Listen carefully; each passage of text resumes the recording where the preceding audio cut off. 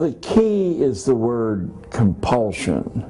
The idea of drawing all children, all young people, into some universal program administered by the leader or the leaders is as old as Plato, probably older.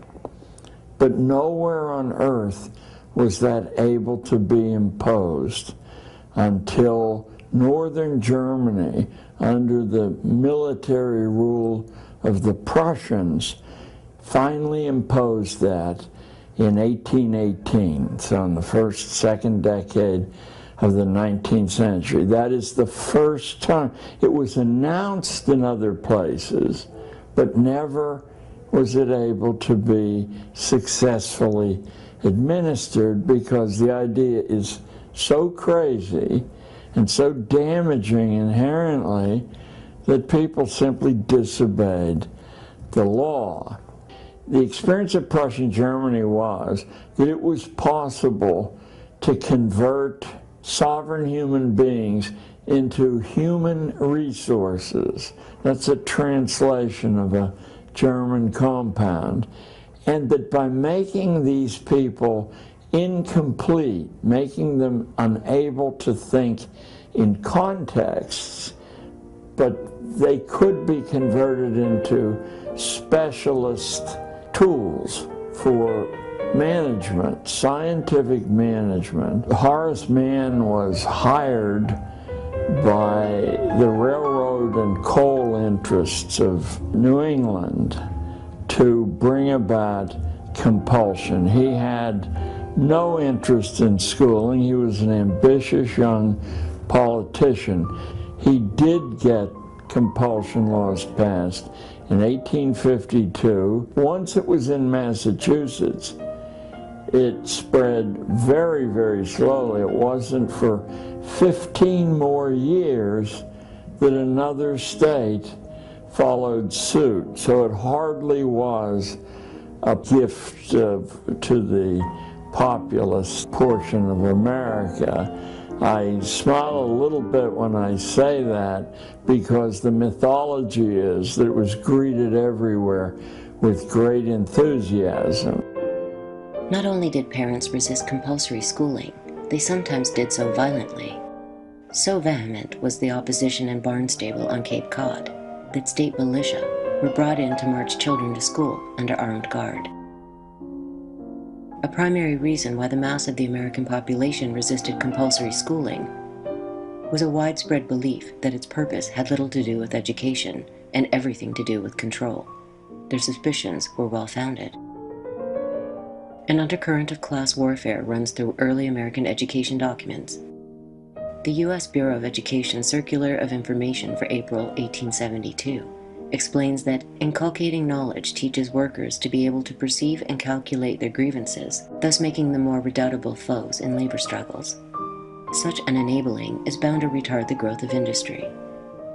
16 years later, in the report of the Senate Committee on Education, is equally explicit.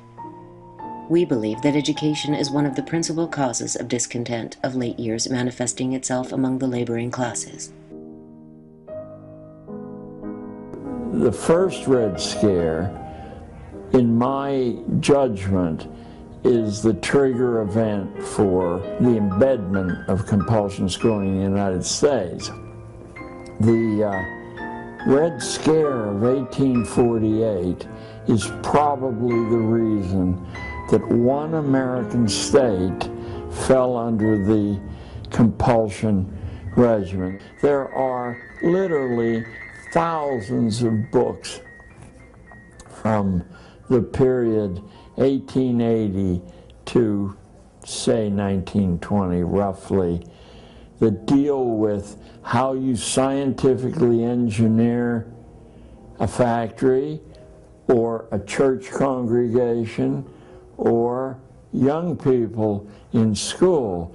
School which followed a general outline of converting kids into obedient tools, now took on a very, very mechanistic aspect under this surge of scientific engineering. In 1903, the Atlantic Monthly called for adoption of scientific management in schools. Prominent education theorist William C. Bagley stressed a need for unquestioned obedience. The new system would train children for life in 20th century America. Their role, to fulfill the needs of commerce, industry, and government. In the community with the best education, more shoppers, more merchandise moving, a higher average of per capita sales. In the other community, fewer shoppers. Maybe things will look up in the long run. In the first community, there's a larger magazine circulation per 1,000 population. A much smaller circulation in the second community, a decline in demand. The student of typing, shorthand, and business machines becomes a producer upon graduation, a tax-developed community asset. He prepares for radio and electronics. His future promises a profit on the taxes invested in him. As education raises the cultural level, so it must also introduce youth to the know-how of production and stir interest in precision, efficiency, and service. With graduation, the community receives a new supply of young people who want a better life on the one hand and who have the ability to work for it on the other. Now the tax investment returns to the taxpayer. In order to aid in the process, the Gary Plan was introduced. It had a new organizational scheme in which different subjects would be taught by different departments.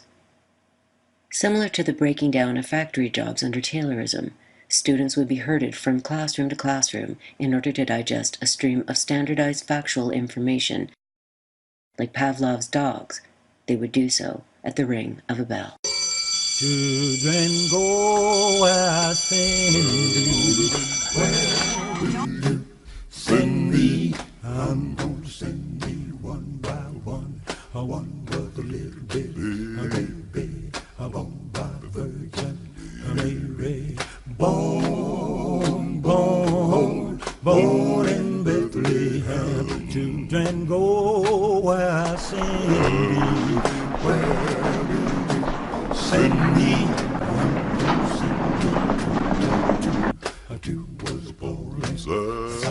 The first lesson I saw was the terrible confusion that's in any school as people race about at bell-marked intervals. The time-honored experience of mental development is that it occurs with strong concentration, not with fragmented attention. Class position. You will not find the doctor's son, however ignorant he is, in the class with the marginalized kids.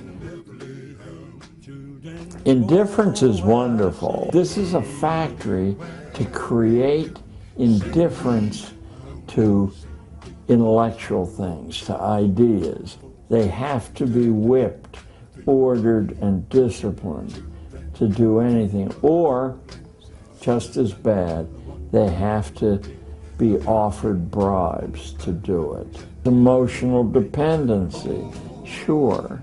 Probably half of these 60 million kids who attend school in the United States, removed from their own families at a very vulnerable age, become emotionally dependent on a pat on the head, a smile, avoiding an insult.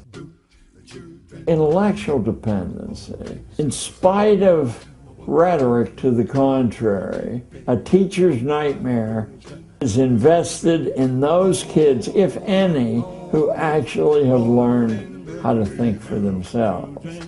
The teacher's job is not only to convey bits of information that should not be challenged, but also to convey how you connect those bits of information, but not practice in doing that for yourself. You memorize someone else's connection. What is a circle? Billy Henlow. A circle is a closed curve in which all endpoints on the circumference are equally distanced from the center points. Very good.